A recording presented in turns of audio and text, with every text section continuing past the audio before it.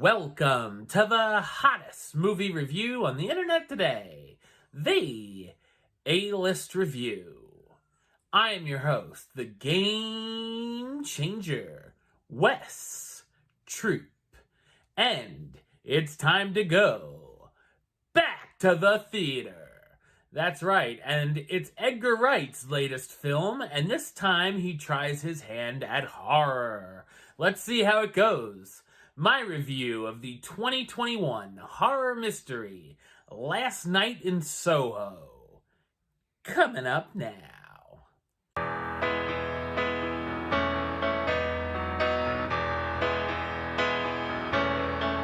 Ellie Turner, an aspiring fashion designer, loves the music and fashion of the 1960s. She moves from the house she lives in with her grandmother to the West End of London to attend an arts college. Ellie also has a special gift that allows her to see ghosts. When she moves into a flat, Ellie begins to have visions and dreams of a wannabe singer named Sandy who lived in the 1960s. While at first Ellie enjoys the dreams, she soon realizes Sandy's life turned into a nightmare. So what did I think of Last Night in Soho? I thought it's an intriguing and stylish psychological horror film. It's directed by Edgar Wright, known for his hits such as the Cornetto trilogy, Scott Pilgrim vs. the World, and Baby Driver, and he brings his signature style to the horror genre. Wright also co-wrote the script. The visual style here is incredible, from the fantastic lighting, popping colors, and the costumes in the 1960s sequences. The effects in the mirrors are excellent as well, and there's even times where it's tough to tell the two actresses apart, which is intentional. The effect with the two of them switching places in the mirror at times is impressive as well. The use of the music from the 60s is awesome too, and really helps sets the scene, from artists such as Petula Clark and the Kinks. I will say that the CGI on some of the gruesome characters Ellie sees can look a little cheesy at times. Speaking on the horror, the elements we get aren't exactly scary per se, but it is exciting.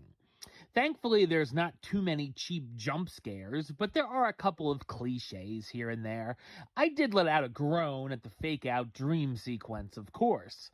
It can also get pretty violent and even a little gory at times, which is cool.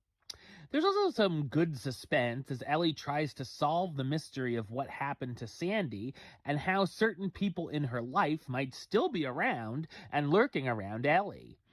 She also tries to figure out what the dreams mean as it starts to drive her to the brink of insanity.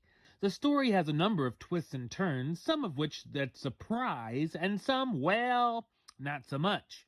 While it tries to divert the audience and keep you guessing, the reveals could have been a little less predictable. The bullies that make fun of Ellie are over-the-top cartoonish and hate her for no reason. Ellie's love interest John is a very unreal character as well, as he's basically the perfect man and comes off way too corny. The character of Ellie is very likable and relatable, however, as we feel for her as she goes off to school at a new place in a fish-out-of-water big city situation.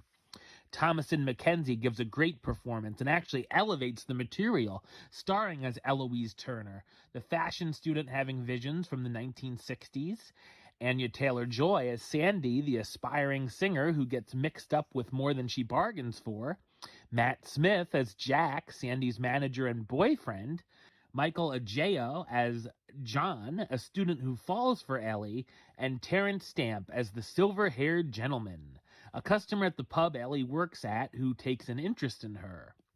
While Last Night in Soho has a few missteps, especially in its final act, it's a unique, ambitious, and entertaining ride.